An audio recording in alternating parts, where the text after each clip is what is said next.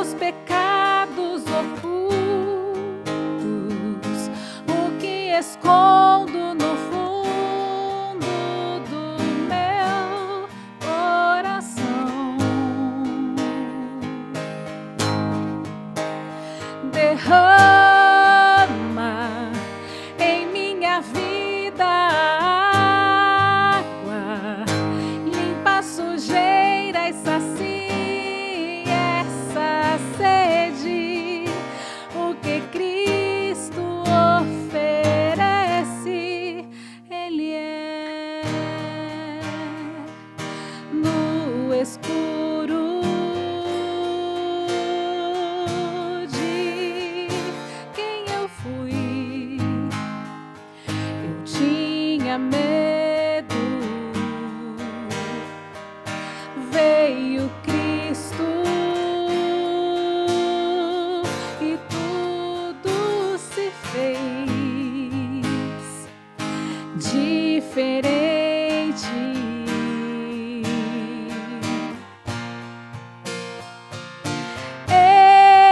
Ele enxerga o que vejo no escuro, o que escondo do mundo no meu coração, e espalha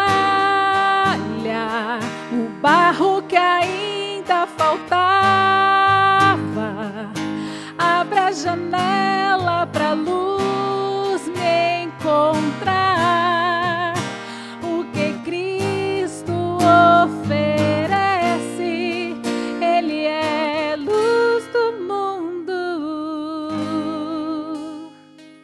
água viva.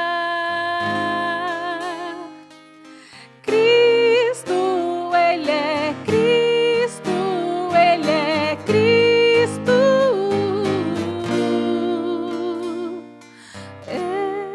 Ele tira o pecado do mundo, planta a esperança na terra do meu coração.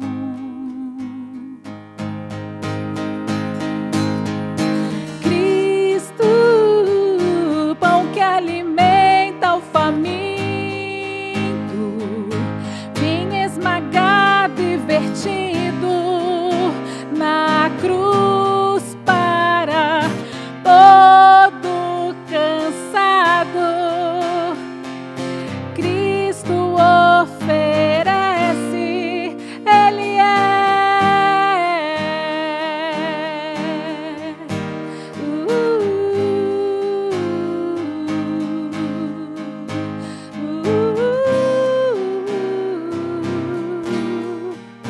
o que Cristo oferece, Ele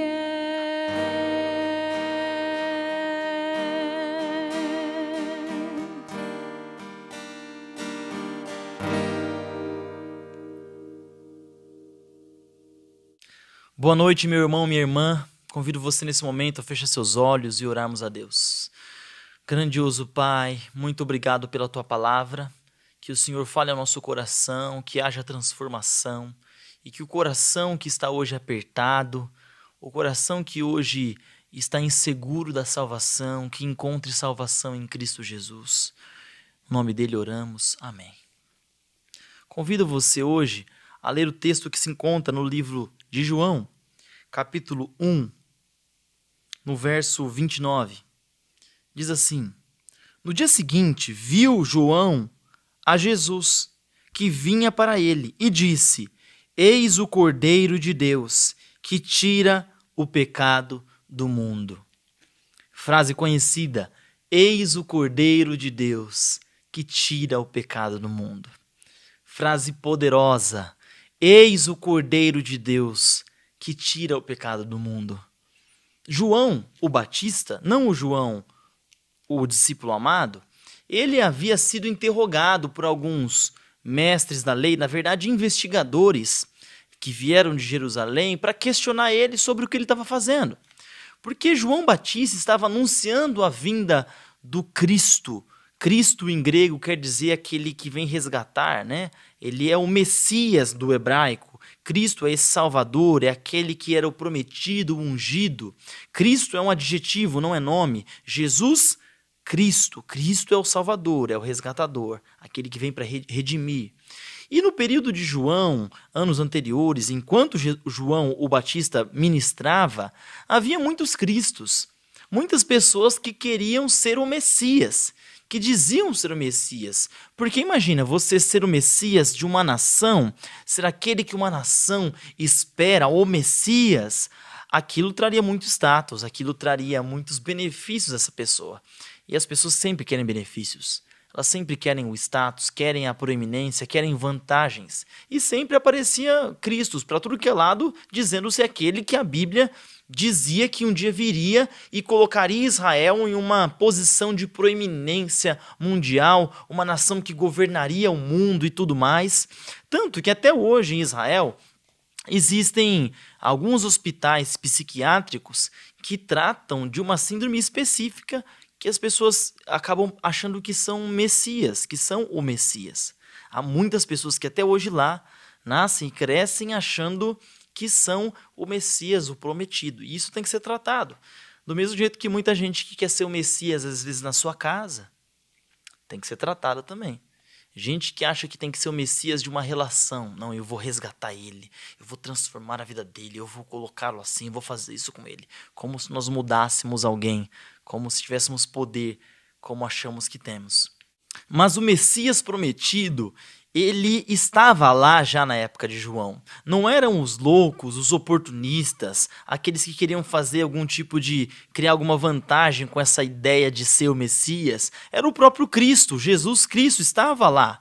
E João estava sendo interrogado por esses homens que vieram lá de Jerusalém para verificar o que João estava arrumando. O que você está falando aqui? O que você está fazendo? O que você é? Você é o Elias? E João fala, não, eu não sou Elias. O que é? Você é um como Moisés? Não, não sou como Moisés. Você é o Messias? João, não sou o Messias. Esse que vem, o Messias que vem, o Cristo, eu não sou digno nem de desamarrar as sandálias dele. Eu batizo com água, mas esse que vem batizará com o Espírito. E acontece que no dia seguinte, Jesus aparece onde João está. E como se estivesse respondendo àqueles que interrogaram ele, João diz assim, eis o Cordeiro de Deus que tira o pecado do mundo. E eu fico imaginando aqueles líderes religiosos judeus, o pessoal que vivia do templo, que vivia da religião, ouvindo Jesus falar, eis o Cordeiro de Deus que tira o pecado do mundo. Você deve estar se perguntando assim, por que os líderes religiosos, o pessoal do templo lá, ficou incomodado com essa declaração? Como assim cordeiro? A gente está esperando o leão de Judá. Que esse negócio de cordeiro, eu não estou entendendo esse negócio de cordeiro, João. Para mim, não é uma questão de não entender, é uma questão de não aceitar. Porque a ligação entre o cordeiro e a nossa salvação na Bíblia é nítida. Desde o Gênesis você vai ver que quando o homem e a mulher pecam lá no Éden, e eles se cobrem com a folha de figueira, cobrem a vergonha, cobrem o sexo deles, Deus vem e mata um cordeiro e cobre esses seres humanos com a pele do cordeiro, representando a cobertura da vergonha, do pecado, que não era pela escolha e pela decisão deles, pelas obras, como eles costuraram aquelas roupas de folha de figueira, mas sim pela mão de Deus, que mataria o cordeiro para cobrir então eles com a pele do cordeiro. Mais para frente você vai ver a história de Abraão, muito conhecida na cultura judaica, que esses líderes deviam saber. Isaac, o filho amado de Abraão, está ali para ser sacrificado a pedido de Deus, lá no Monte Moriá, quase sendo morto. Aí então um anjo aparece e fala para Abraão ali que o menino não vai morrer e quem tinha que morrer era o cordeiro. Aí o cordeiro é morto. Mas a história não para aí. Depois de Abraão, muito tempo, o povo está lá no Egito, está escravo. E então Deus vai mandar uma das últimas pragas ali para libertar o povo do Egito. E então Deus fala assim para o pessoal, olha lá, mata um cordeiro e passa o sangue do cordeiro nos umbrais das portas, porque o anjo vai passar, e quando o anjo passa, se você tiver o sangue do cordeiro na sua porta, o seu primogênito vai estar protegido. Então o povo vai lá, passa o sangue, e são protegidos do anjo da morte que passaria por causa do sangue do cordeiro. Então é muito estranho para mim os líderes religiosos darem uma situação ali de que eles não sabem, não conseguem entender a simbologia do cordeiro. E depois disso, o povo que sai de Israel, eles vão pelo deserto e começam a se estabelecer ali então até normas de como e quando sacrificar os cordeiros. Era um de manhã, depois outro à tarde. Se você era leproso e deixou de ser leproso, você tinha que fazer sacrifício de 2 cordeiros ali para lembrar que o nosso pecado, nossa sujeira, nossa doença, quem cura é o cordeiro. Isso estava muito presente na cultura e na religião judaica. Quando o Batista, fala assim, eis o Cordeiro de Deus que tira o pecado do mundo, não causa um problema de cognição neles, um problema de não entender o que está acontecendo. Eles simplesmente não aceitam. Eles não aceitam um cordeiro, eles aceitam um leão, aceitam qualquer bicho, uma girafa, menos um cordeiro. Sabe por quê? Porque o cordeiro, se ele é um cordeiro, e se ele vai tirar o pecado do mundo, como é que o meu templo vai se manter? Porque o meu templo vive do pecado do mundo. As pessoas pecam e vêm no meu templo e ali a gente oferece para ele, então, o produto chamado salvação. Se ele acaba com o pecado do mundo, se ele é o cordeiro e morre e é definitivo e depois não precisa mais de cordeiro, como é que vai ficar aqui? Como é que vai ficar a minha profissão? Como é que eu vou viver?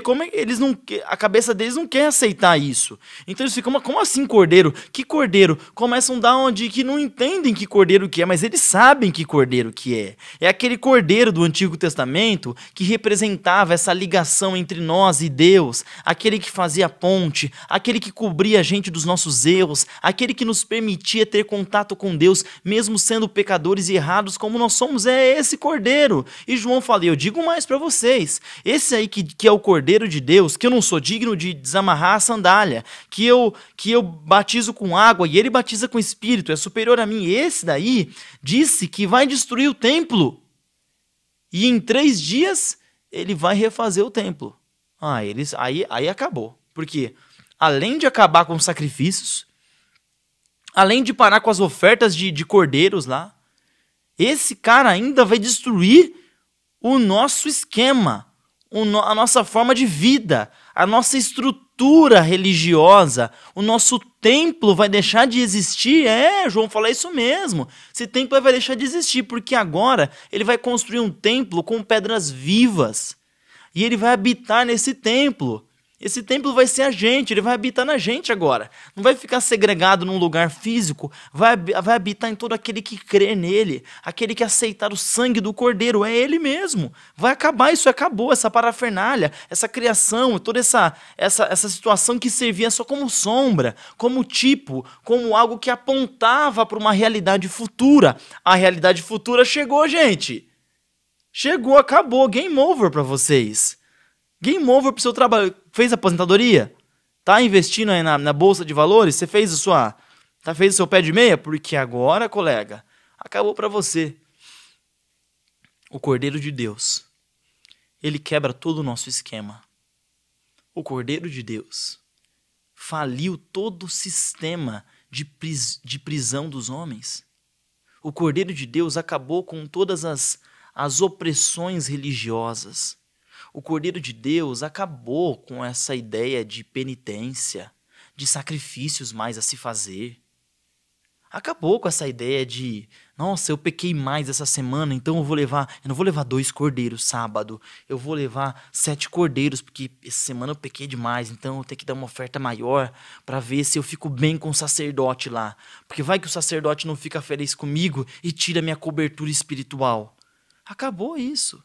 Eu lembro que quando servi como missionário na África, uma das coisas mais comuns de ver na África, no país onde eu estava, era ver famílias muito preocupadas, porque pararam de fazer os sacrifícios periódicos ao deus deles, chamado Irã, que eles faziam sacrifícios lá com porcos. Quando parava de fazer o sacrifício, o sacerdote deles, o balobeiro, era o nome para sacerdote lá, vinha na casa das pessoas e amaldiçoava as pessoas. Fala, você não está dando mais oferta? Então agora essa casa está amaldiçoada, o seu pai e sua mãe vai morrer. E, gente, morrem. O cara amaldiçoa lá e morre, a pessoa morre, acontece muitas desgraceiras, uns vultos começam a perseguir as pessoas e tal. Mas isso acabou agora. Acabou porque a nossa religião, a nossa percepção espiritual tem a ver com algo que foi pago na cruz do Calvário por um Cordeiro de Deus que tiraria o pecado do mundo. E desde então a gente não precisa fazer um sacrifício maior para o nosso pecado ser pago, porque o nosso pecado já foi pago. Perdão só se aceita. Mas é difícil a gente aceitar um cordeiro que acaba com os nossos próprios mecanismos de se salvar. Cristo Jesus tem sido desonrado por muitos e por muitas instituições que colocam Cristo de forma secundária na experiência religiosa. Cristo é o centro não só da Bíblia, Cristo é o centro da nossa vida, Cristo é o centro da nossa religião, Cristo é o centro das nossas boas ações, Cristo é o centro até das nossas orações. Cristo é o centro de tudo. Nós não podemos viver construindo regras desnecessárias simplesmente para dar um sentimentozinho de que tivemos uma partezinha na salvação. Não, é Cristo mesmo. É por Cristo, não é por você. Se você faz algo bom, parabéns. Continue fazendo e aumente as boas obras. Faça cada vez mais. Mas faça isso como um produto da salvação de Jesus Cristo e não como um mecanismo de alcançar ela. Porque toda vez que você relaciona alguma coisa boa que você faz, alguma obediência de mandamento, alguma ação caridosa, como um mecanismo de crédito com Deus, como se parecesse que a salvação vem dele. Geralmente isso acontece quando a gente se compara com os outros, mostrando que o outro é pecador e eu não sou. Quando você tem essa mentalidade e geralmente faz essa divisão, quer dizer que você pensa que por quem você é salvo, você não é como os outros e a salvação está na sua vida. Toda vez que você faz isso, você traz descrédito ao nome de Deus. Você vira as costas para a cruz do Calvário e você diminui o tamanho de Cristo na sua vida. Deixe que Cristo seja grande na sua vida. Leia a Bíblia. E se você não vê Cristo nessa história, leia de novo, porque Cristo está lá. Viva a sua vida. E se você não vê Cristo, viva de novo isso, porque Cristo deveria estar lá. Jesus está. Deixe Ele estar. Esse é o meu desejo para você e com certeza o desejo do nosso Pai que está nos céus para todos nós. Grandioso Deus, aqueles que me ouvem nas casas deles agora precisam perceber, precisam aceitar o teu sacrifício, precisam viver uma vida além das aparências, precisam viver uma vida onde Cristo é o centro e não o que eu faço ou o que sou. Precisam ler a Bíblia buscando Cristo em cada frase, desde o Gênesis ao Apocalipse. Precisam orar colocando Cristo em todas as sentenças e em todos os sentimentos que produzem essas orações. Precisam até se revoltar com o mesmo sentimento de Cristo, de inconformidade. Precisam dormir com a mesma paz de Cristo. Que Cristo Jesus não seja o centro só dessa Semana Santa, mas que seja o centro da nossa vida, o centro da nossa igreja, o centro da nossa pregação. Que Cristo seja maior que tudo, maior que eu, maior que essa pregação e maior que esse momento. No nome dele oramos. Amém.